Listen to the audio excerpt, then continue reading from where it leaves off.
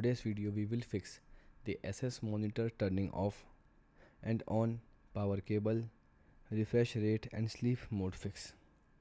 So the fix one, you can check the power cable.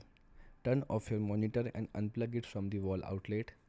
Then remove the power cable from the back of the monitor.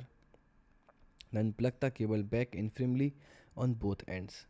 After that, try a different wall outlet to rule out the power issue. The fix 2, you can check HDMI or display cable. Turn off your monitor and computer. Unplug the HDMI or display port cable. Then check for bent pins or damage and plug it back in tightly or try a new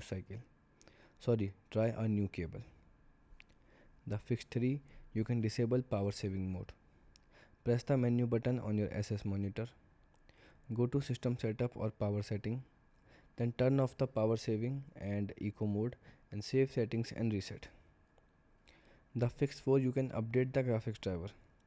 Press Windows plus X and click device manager. Expand display adapters and right click your graphics card and select the update driver. And then at last you can restart your PC after updating. Goodbye.